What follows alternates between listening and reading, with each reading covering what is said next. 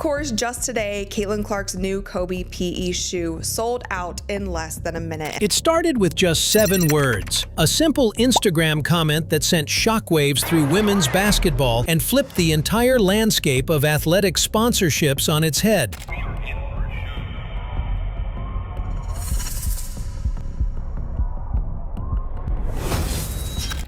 She hasn't proven that she could sell shoes, so the collaboration is a smart move by Nike, because you add a big thing like Kobe Bryant to it, it's gonna sell. But make no mistake, this wasn't just petty drama. This was the moment Caitlin Clark exposed what's really been going on behind the scenes in the WNBA. Because while fans were caught up in All-Star Weekend headlines, a full-blown corporate war was already raging. One so intense, it's literally changing how brands do business in pro sports. The shoes?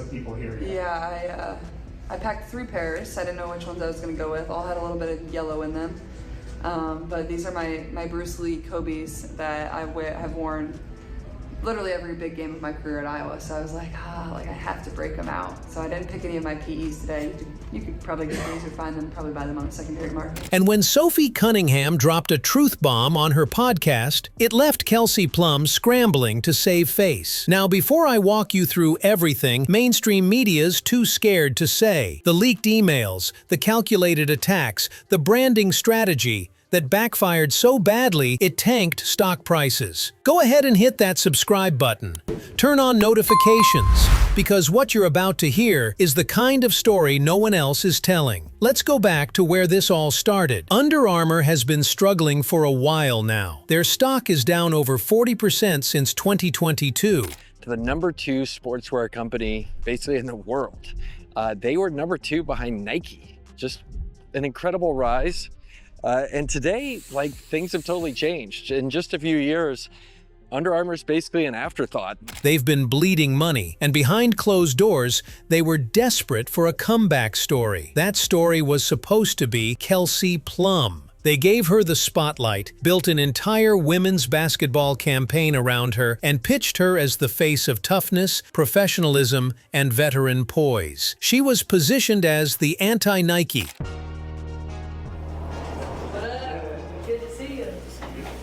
We'll get you fully markered up. We've got force plates in the ground so we can actually measure what's happening as you're interacting with the board. The grounded alternative to Nike's bold, flashy branding. And for a minute, it worked. But then Caitlin Clark signed a $28 million Nike deal, and overnight, the entire power dynamic shifted. Nike just released a brand new commercial featuring Caitlin Clark and her new Kobe shoe that she released today. And I saw this commercial yesterday on social media. I thought it was so cool. There's a shot when she's in the locker room and she opens her eye and it turns into what looks like a snake eye, but when you zoom in, it's actually the Kobe logo in her eye. Now here's where it gets wild. Just days after Caitlin's Nike deal was announced, Sophie Cunningham went on her podcast and said, "It literally makes me mad when people say Caitlin's not the face of the league. If you think we'd be where we are without her, you're dumb. You're literally dumb." That wasn't just support for a teammate. That was a direct shot at everything Under Armour's been trying to build. Sophie used to play for Phoenix. She knows exactly what was said in those locker rooms. The conversations about toughening up Caitlin Clark, about putting the rookie in her place, and now she's airing it all out. And the timing?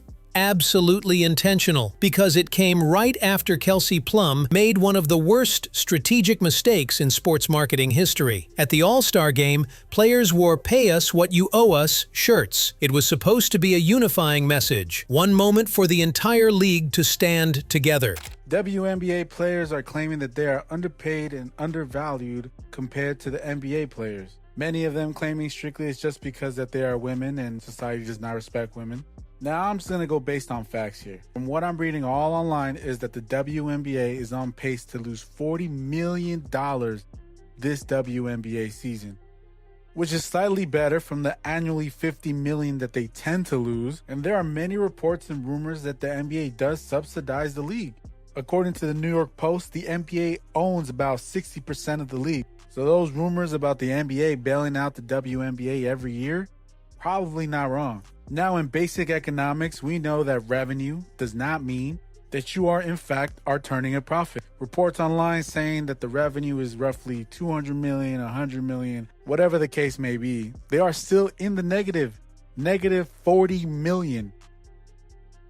But when asked about Team Clark not being part of the demonstration, Kelsey turned to the media and said, not to tattletale, but 0 members of Team Clark were very present for that. That one line changed everything, because Nike athletes, including Sabrina Ionescu, immediately recognized what Kelsey had done. She turned a league-wide moment into a brand. Within hours, their digital team launched what insiders are calling Operation Swoosh, a coordinated push across every major platform. Suddenly, Caitlin Clark content was everywhere. Her jersey sales, her economic impact, her highlight reels, all trending. It wasn't a coincidence. It was retaliation. And then came the moment that flipped the whole script. Kelsey Plum posted a seemingly harmless photo from All-Star Weekend, but in the background, a massive Nike logo. Unmissable. Caitlin saw it. So did everyone else. Her response: thank you for the Nike ad. 7 words. The t-shirt, just United Front was determined this morning that we had a meeting for. And, not to tattletale, but 0 members of Team Clark were very present for that. Total domination. The result? Under Armour's stock dropped 1.8% in the next 48 hours. Nike's climbed 2.3%. That one comment shifted millions of dollars in market value. And Sophie? She wasn't done speaking truth. Back on her podcast, she confirmed that teams had legit meetings about how to go after Clark. Even when I wasn't on her team, I heard what Phoenix was saying. Now that I play with her, I'm just like, this is too much. Think about what that really means. A rookie became so threatening, entire franchises were designing defensive strategies based on ego, not competition. And that's because Caitlin Clark isn't just a player, she's an economic force. Her success threatens the hierarchy some veterans have built their brands on. You want proof? Remember when Kelsey Plum picked her up full court in a preseason game? Or when she tried to get Caitlin called for a tech just for talking on the bench? That wasn't about basketball. That was about control.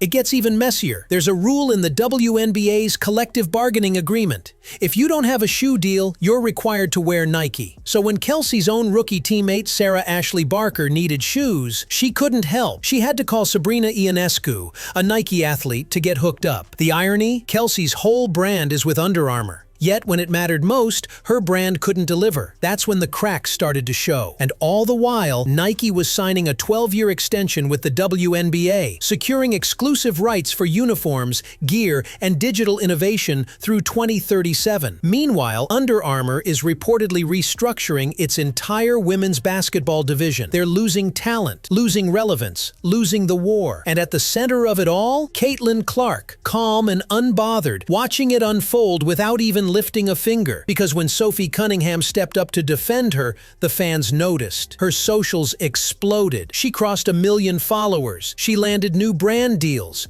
She became the face of loyalty and integrity, while Kelsey became a cautionary tale in modern sports marketing. And remember that "Pay Us" campaign Kelsey tried to weaponize against Caitlin? It's only succeeding because of Caitlin's impact, the sold-out arenas, the viewership spikes. That's the irony. She's the rising tide lifting everyone's paycheck. And while some players are smart enough to ride the wave, others are still trying to build a dam. Sophie Cunningham said it best. Who cares who gets the credit? If you're smart, you're making money off of them. It's not just about brand loyalty anymore. It's about strategy. Because Nike isn't just winning with products, they're winning with data. They've built systems that turn controversy into conversion. Every time someone tries to tear Caitlin down, they're feeding Nike's algorithm more firepower. Under Armour?